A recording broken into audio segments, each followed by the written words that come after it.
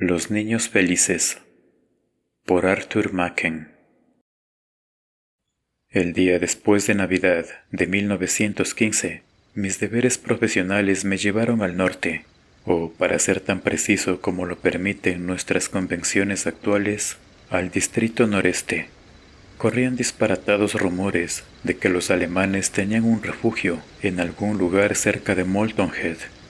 Nadie parecía tener muy claro lo que estaban haciendo o lo que esperaban hacer allí, pero el rumor se propagó de boca en boca como un reguero de pólvora, y se pensó que era conveniente rastrear la absurda historia hasta su origen y desenmascararla o desmentirla de una vez por todas.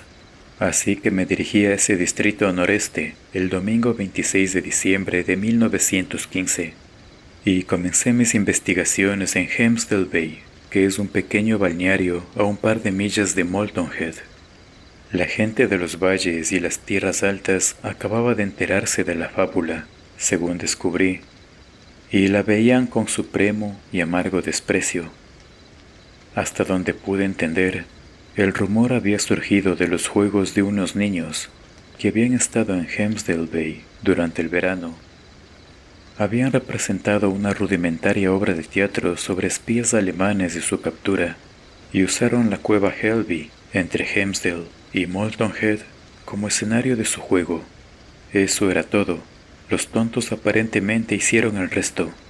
Los tontos que creían de todo corazón en los rusos, y que se enfadaban con cualquiera que pusiera en duda a los ángeles de Mons. Vaya usted a contarle semejante historia a las bestias, y no se la creerán, me dijo un habitante de los valles. Tengo la sospecha de que él pensaba que yo, que había recorrido tantos cientos de millas para investigar el asunto, no era mucho más sensato que aquellos que lo daban por cierto.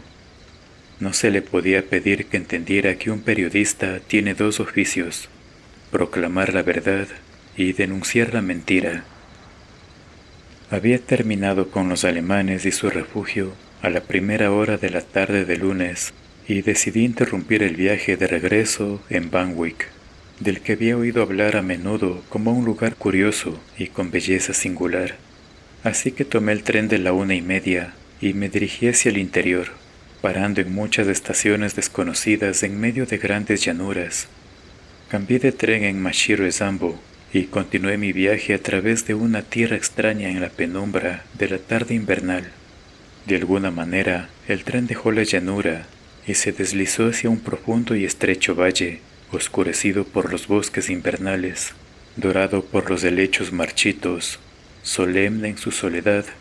Lo único que se movía era el rápido y caudaloso riachuelo, que espumeaba sobre las rocas y luego se quedaba quieto en charcos marrones junto a la orilla.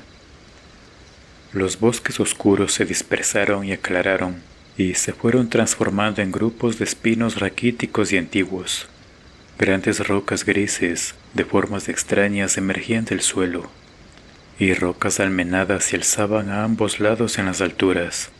El arroyuelo creció y se convirtió en un río, y siguiendo su cauce llegamos a Banwick, poco después de la puesta de sol. Vi el prodigio de la ciudad a la luz del crepúsculo. Se enrojecía el horizonte occidental, las nubes florecían como jardines de rosas. Había mares de un verde férico que rodeaban islas de luz carmesí y nubes que parecían lanzas de fuego, dragones de llamas. Y bajo esa mezcla de luces y colores en el cielo, Banwick descendía hacia los estanques de su puerto, cerrado por tierra, y volvía a alzarse, cruzando el puente en dirección a la abadía en ruinas y a la gran iglesia sobre la colina. Llegué desde la estación por una antigua calle, sinuosa y estrecha, con oscuras callejuelas y patios que se abrían a ambos lados, y escalinatas irregulares que subían hacia altas casas en terrazas, o bajaban hacia el puerto y a la marea entrante. Vi allí muchas casas con tejados a dos aguas, hundidas por la edad muy por debajo del nivel de la acera, con vigas inclinadas y portales arqueados, y vestigios de tallas grotescas en sus muros. Cuando me detuve en el muelle, al otro lado del puerto, vi la más asombrosa confusión de techumbres de tejas rojas que jamás había visto. y encima de ellas la gran iglesia normanda, gris y majestuosa, sobre la colina desnuda, y por debajo los barcos balanceándose con la marea oscilante y el agua ardiendo en los fuegos del atardecer. Era la ciudad de un sueño mágico. Me quedé en el muelle hasta que el resplandor desapareció del cielo y de los estanques de agua, y la oscura noche invernal cayó sobre Banwick. Encontré una vieja y acogedora posada justo al lado del puerto. Las paredes de las habitaciones formaban ángulos extraños e inesperados, y había proyecciones y salientes de mampostería como si una habitación intentara abrirse paso hacia otra. En las esquinas de los techos había huellas de escaleras inimaginables, pero también había un bar en el que Tom Smart le habría encantado sentarse, con un fuego crepitante y cómodos sillones antiguos, y agradables indicios de que, si se necesitaba algo caliente después de la cena, se lo suministrarían con generosidad. Me senté en este agradable lugar durante 1 o 2 horas y hablé con la gente del pueblo que entraba y salía. Me contaron las viejas aventuras e industrias de la ciudad. Alguna vez, dijeron, había sido un gran puerto ballenero, que luego hubo mucha construcción naval, y más tarde Banwick fue famosa por su tallado de ámbar. Y ahora no hay nada, dijo uno de los hombres en el bar, pero no nos va tan mal. Salí a dar un paseo antes de cenar. Banwick estaba sumida en una espesa oscuridad. Por algún motivo no había ni una sola lámpara encendida en las calles, y apenas se asomaba un resplandor por las cortinas cerradas de las ventanas. Era como caminar por una ciudad de la Edad Media. Las antiguas y prominentes siluetas de las casas apenas se veían, y me recordaban a esas extrañas y fascinantes imágenes del París y tours medievales que dibujó Doré. Apenas había gente en las calles, pero todos los patios y callejones parecían estar llenos de niños. Solo pude distinguir pequeñas formas blancas que revoloteaban de un lado a otro mientras corrían y jugaban. Nunca había escuchado voces de niños tan alegres. Algunos cantaban, otros reían, y al asomarme a una oscura cueva, pude distinguir un círculo de niños bailando en ronda, entonando con voces claras una melodía maravillosa. Supuse que sería alguna vieja tonada de la tradición local, pues sus modulaciones eran únicas. Regresé a la taberna y le comenté al posadero sobre la cantidad de niños que jugaban en las oscuras calles y patios, y lo increíblemente felices que parecían estar todos. Me miró fijamente por un momento, y luego dijo, «Bueno, verá, señor, los niños se han descontrolado un poco últimamente. Sus padres están en el frente, y sus madres no pueden mantenerlos en orden, así que se han vuelto un poco salvajes. Su forma de comportarse era extraña. No lograba descifrar exactamente qué era lo raro ni qué significaba. Pude notar que mi comentario lo había incomodado, pero no tenía idea de cuál era el motivo. Cené y luego me senté un par de horas para terminar el asunto de los alemanes en Molton Head. Terminé mi relato sobre el mito alemán, y en lugar de irme a la cama decidí dar una última vuelta por Banwick en su maravillosa oscuridad. Así que salí, crucé el puente y comencé a subir por la calle del otro lado, donde estaba ese extraño montón de techos rojos que se elevaban unos sobre otros, que había visto a la luz del crepúsculo. Para mi asombro, descubrí que esos extraordinarios niños de Banwick seguían fuera, aún jugando, cantando y bailando. Los vi de pie en lo alto de las escalinatas que ascendían desde los patios hacia la ladera de la colina, lo que les daba la apariencia de flotar en el aire, y sus alegres risas resonaban como campanas en la noche. Eran las 11:15 cuando salí de la posada, y estaba pensando que las madres de Banwick se habían excedido en su indulgencia, cuando los niños empezaron a cantar de nuevo la vieja melodía que había oído por la tarde. Ahora las dulces y claras voces se elevaban en la noche, y pensé que debían contarse por cientos. Yo estaba de pie en un oscuro callejón, y vi con asombro que los niños pasaban a mi lado en una larga procesión que serpenteaba colina arriba hacia la abadía. No sé si fue por la tenue luz de la luna o porque las nubes se apartaron de las estrellas, pero el aire se volvió diáfano y pude ver con claridad a los niños mientras pasaban cantando, con el éxtasis y la exaltación de quienes cantan en los bosques en primavera.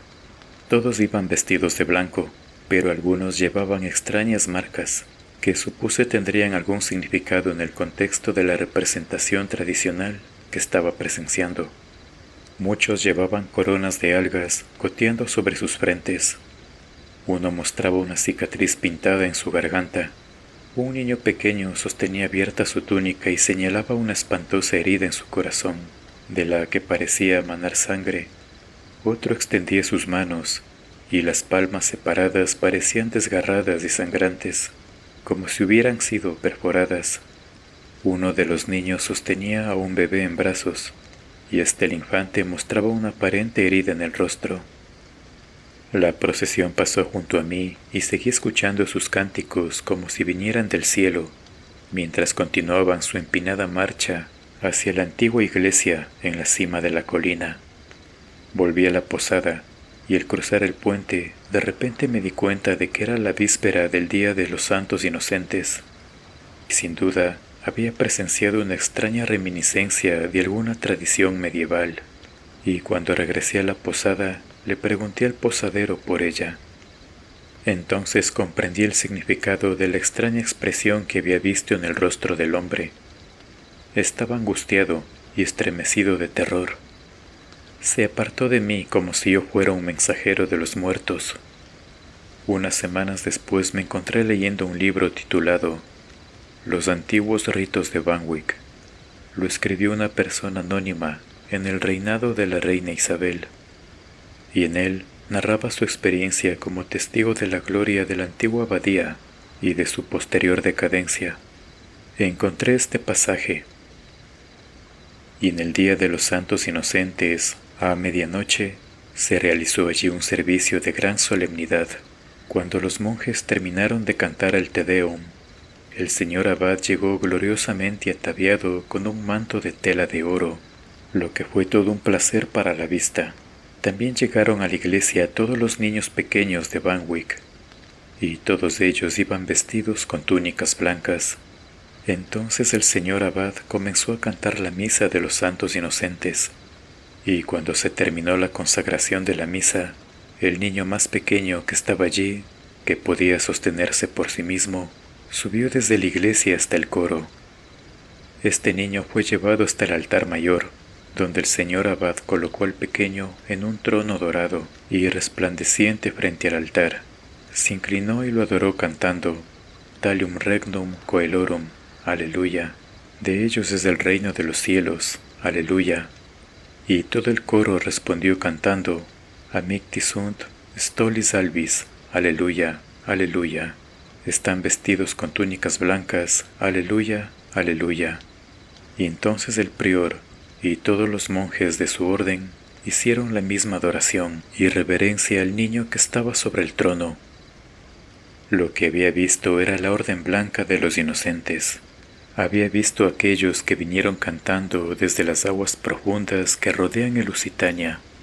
Había visto a los mártires inocentes de los campos de Flandes y Francia, regocijándose mientras subían para escuchar su misa en aquel lugar espiritual.